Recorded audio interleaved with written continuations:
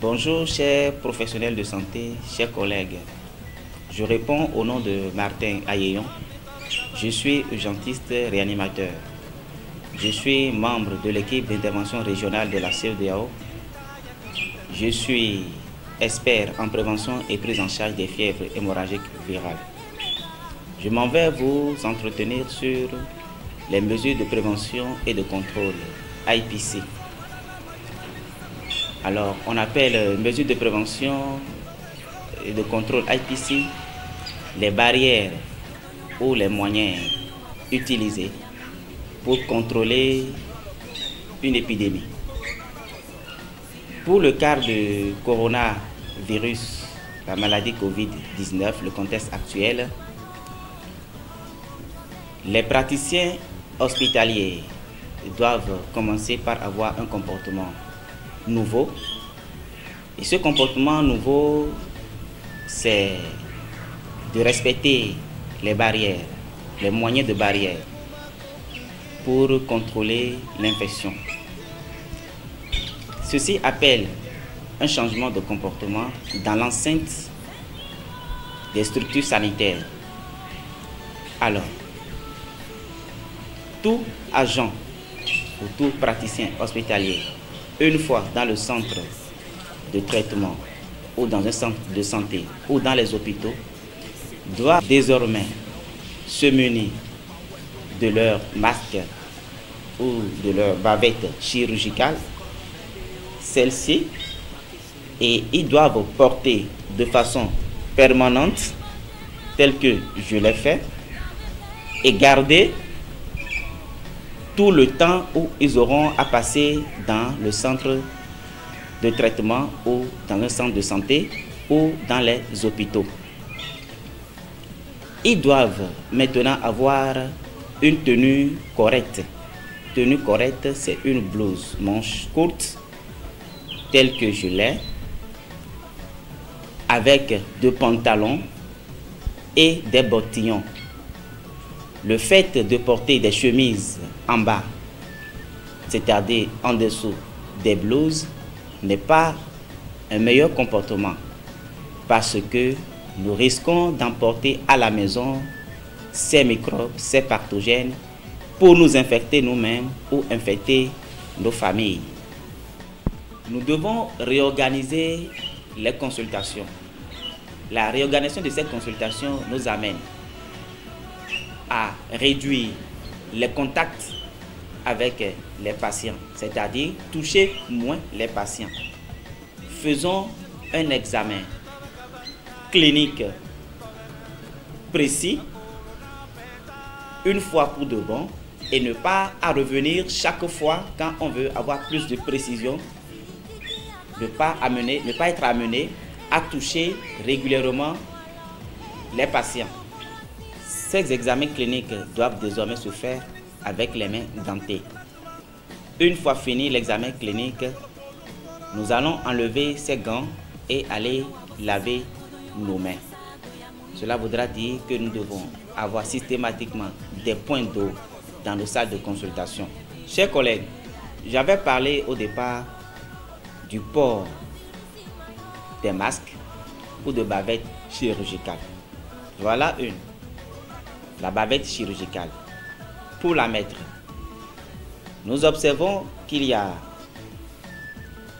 au niveau du sens de la longueur de la bavette un bord dur et l'autre bord, celle-ci, elle n'est pas dure. C'est la partie dure qu'on place en haut, telle que je l'ai fait.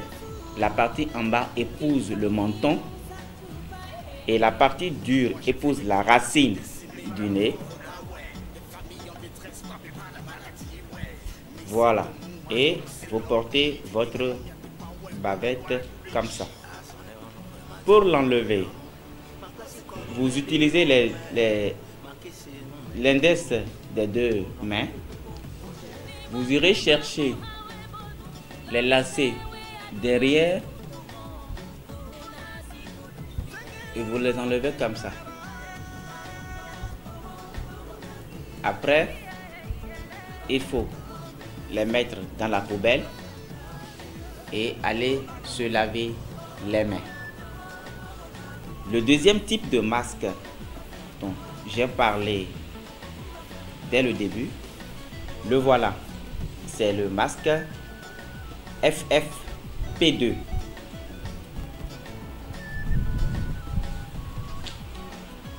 Si vous l'observez, vous allez constater qu'il y a un fer en haut sur une partie. Là. C'est cette partie qui est placée sur la racine du nez. Pour mettre ce masque, vous le placez dans la main node dominante, comme ça.